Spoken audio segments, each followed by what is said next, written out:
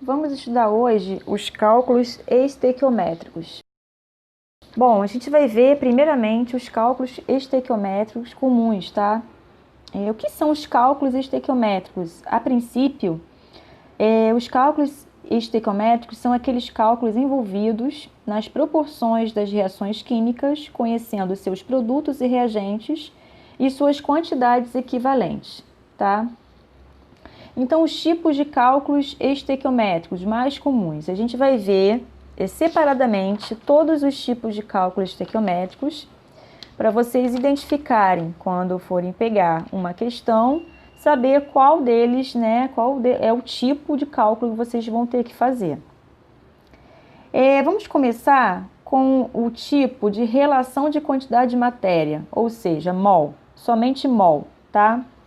O que a gente tem aqui?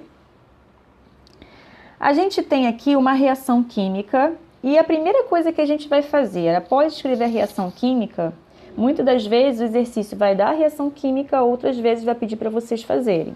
Aí envolve conhecimento de funções inorgânicas e principalmente, e como se faz uma reação química. Mas muitos exercícios já trazem a reação química. O que vocês têm que fazer no segundo passo é balancear essa reação química, verificar se essa reação está balanceada ou não, e se não tiver, colocar os coeficientes devidos nos seus lugares. Então vamos ver aqui, vamos balancear essa reação química. Como é que a gente faz o balanceamento? O balanceamento é a quantidade de átomos que eu tenho nos reagentes igual à quantidade de átomos que eu tenho no produto. Então, eu vou ter que ter a mesma quantidade, mesma proporção nos reagentes e produtos. Então, vamos ver aqui. Nos reagentes, a gente tem antes da seta, produto depois da seta. Antes da seta, nos reagentes, a gente vai ter o quê? O sódio, um sódio só. Olha o sódio aqui, deixa eu trocar aqui a cor. Olha o sódio aqui, com a setinha. E no outro lado da seta, nos produtos, um sódio também. Então, está proporcional, está igual, a gente não vai mexer nele. Vamos lembrar a ordem desse balanceamento? A gente memoriza a palavra macho. Por quê? Metal, depois ametal, carbono, hidrogênio e oxigênio. Então, essa é a ordem que a gente vai seguir para fazer esse balanceamento. Lembrando que a gente vai fazer o balanceamento, justamente a gente vai acertar os coeficientes estequiométricos. Esses coeficientes vêm aqui na frente, ó, x, y, z e w, são os coeficientes que vamos acertar com menores números inteiros e positivos, tá? Então, o balanceamento, na verdade, é isso que a gente vai fazer. Vou tirar aqui, só para não confundir vocês. E vamos seguir essa regrinha do macho. Então, primeiro metal. Então, a gente olhou primeiro para o sódio, que é o metal, tá? Agora, a gente vai olhar para o ametal. Quem é o ametal aqui? A gente tem algum ametal aqui? Não.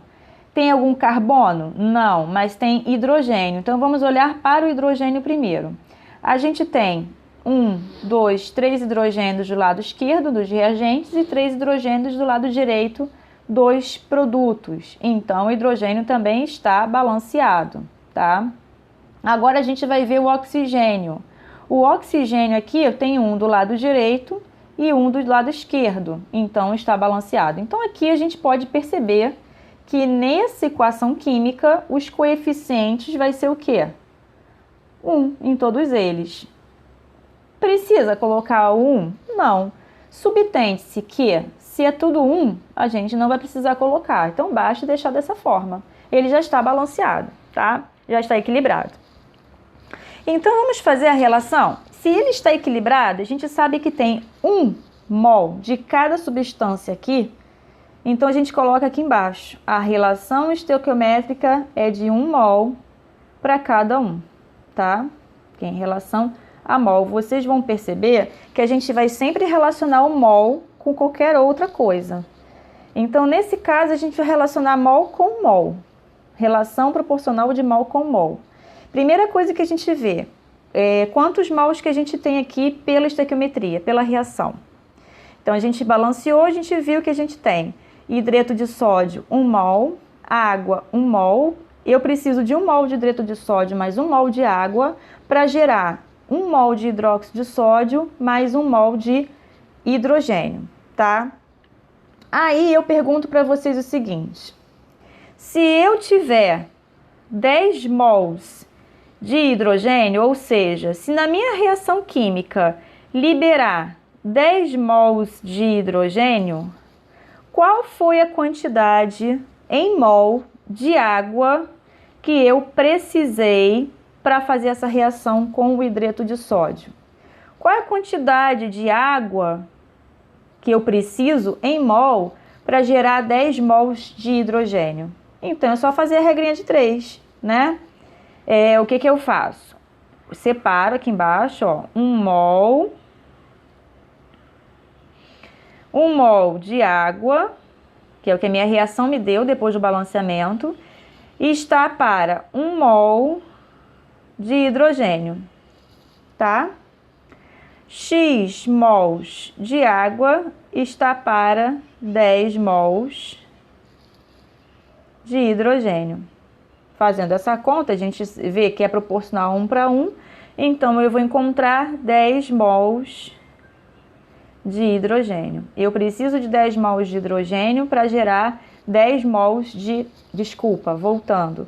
Eu preciso 10 mols de água para gerar 10 mols de hidrogênio, tá bom?